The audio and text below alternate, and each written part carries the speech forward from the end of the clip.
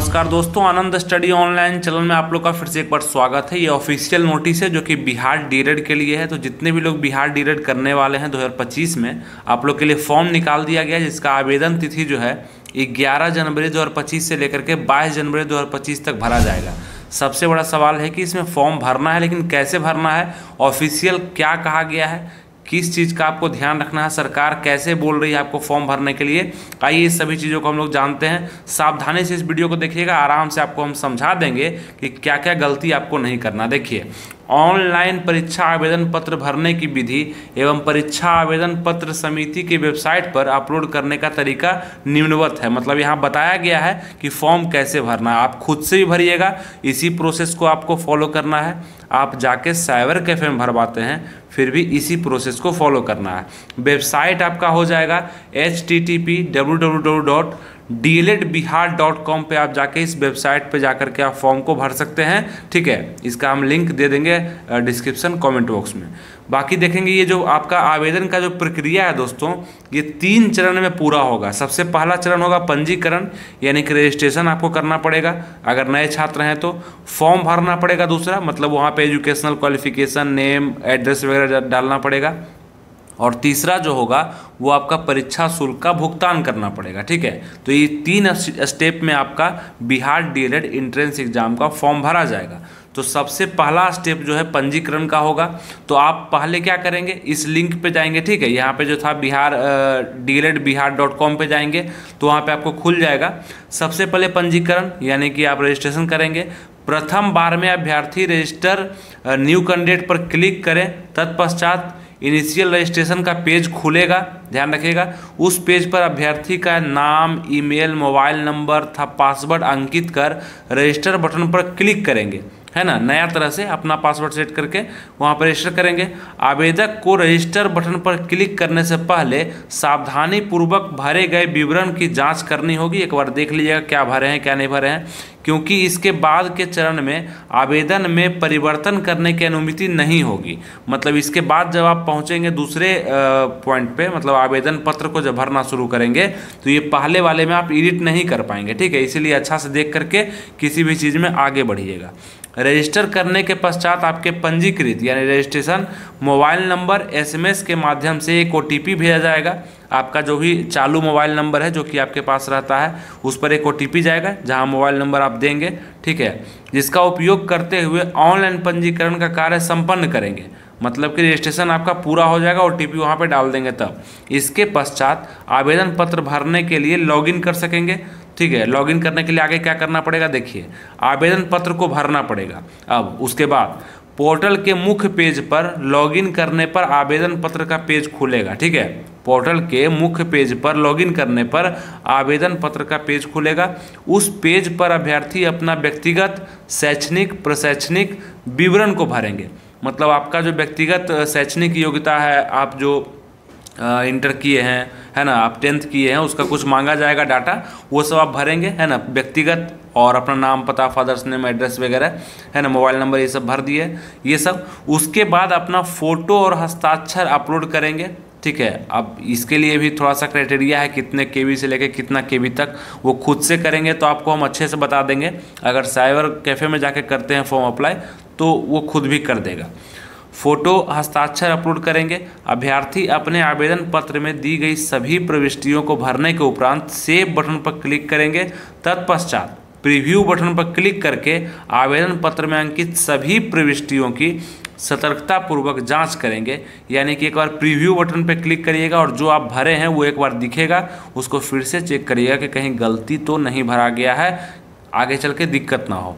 आवश्यकता होने पर त्रुटि सुधार हेतु एडिट बटन पर क्लिक कर संशोधन कर पुनः सेव बटन पर क्लिक कर सकेंगे। अगर आप प्रीव्यू करते हैं तो जो गलती आपको मिलता है तो फिर उसके बाद एडिट का बटन आपको दिखेगा, उस पर क्लिक करिएगा, फिर से उसको सुधार लीजिएगा और फिर से सेव बटन पर क्लिक कर दीजिएगा। ठीक है, फिर ये आपका तीसरा चरण शुरू होता है जो कि है परीक्षा शुल्क भुगतान का।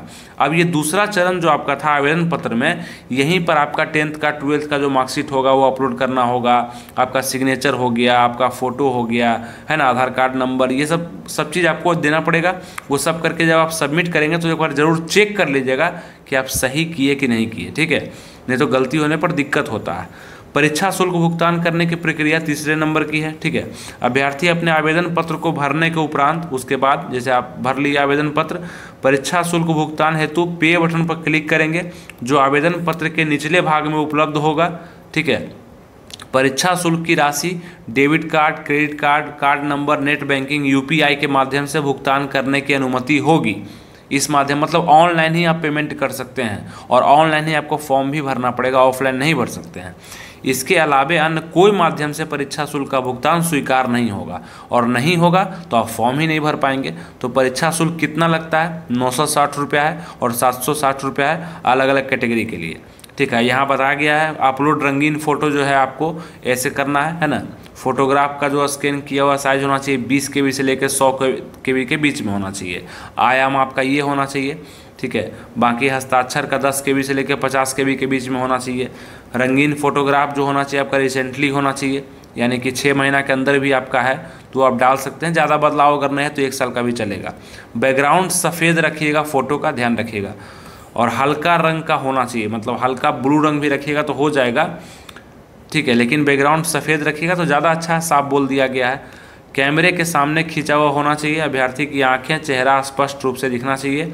फ़ोटो खिंचवाने के समय टोपी, कोई कपड़ा अथवा काला चश्मा स्वीकार नहीं होगा। मतलब फ़ोटो जब खिंचवा रहे हैं यानी कि फ़ोटो जो अपलोड कर रहे हैं उसमें टोपी पहने हुए, चश्मा पहने हुए हैं तो वो मान्य नहीं होगा। और यदि फोटोग्राफ में लाल आँख आ गया मतलब रेड आई इफेक्ट आ गया है तो कृपया एडिट करके उसको हटा के नॉर्मल आई कर दें। ठीक है, ये चीज़ हो गया। तो इस तरह से आपको फॉर्म को भरना है। बाकी यहाँ पे प्रमाण पत्र वगैरह है, ये आप देख सकते हैं। मैट्रिक का प्रमाण पत्र लोड करना पड़ेगा, 12th का। अगर आप मैट्रिक CBSE से किए हैं तो वही आपका मार्कशीट भी है, वही आपका सर्टिफिकेट भी है। बिहार बोर्ड से किए हैं तो अलग अलग होगा, है ना। बाकी यहाँ पे आरक्षण का जो दावा करते हैं वो देख लेंगे एक बार क्या क्या लिखा हुआ है यहाँ पे, है ना। अलग अलग जो भी आरक्षण आप चाहते हैं उसके लिए आपको सर्टिफिकेट वगैरह जमा करना पड़ेगा। आर्थिक रूप से आरक्षण मतलब EWS वालों को भी यहाँ पे अपना देना पड़ेगा। दिव्यांगता जो है बिहार सरकार के अभ्यर्थी निवास प्रमाण पत्र, है ना। आपको यहाँ पे डोमिसाइल चाहिए, रेसिडेंशियल सर्टिफिकेट भी। और बिहार राज्य निवासी सेवानिवृत्त हैं, है ना, सेवारत हैं, दिव्यांगत है, भूतपूर्व सैनिक है, ये सबको अपना सर्टिफिकेट जमा करना पड़ेगा तब जाके आपका फॉर्म भराएगा। तो इस तरह से आप फॉर्म को भर सकते हैं। इस वीडियो को फिर से देखिए और वीडियो को चलाते हुए आप मोबाइल से भी फॉर्म को भर सकते हैं। जितना हम बता दिए ना आपको ऊपर से लेकर नीचे तक, इसको आप देखते जाएंगे और मोबाइल में करते जाएंगे तो सभी चीज़ आपका होते भी चला जाएगा। ठीक है, बाकी यहाँ पे देख लीजिए यूज़र आईडी और पासवर्ड को आप सुरक्षित रखेंगे भविष्य के लिए, है ना, ज़रूरत पड़ेगा कभी भी।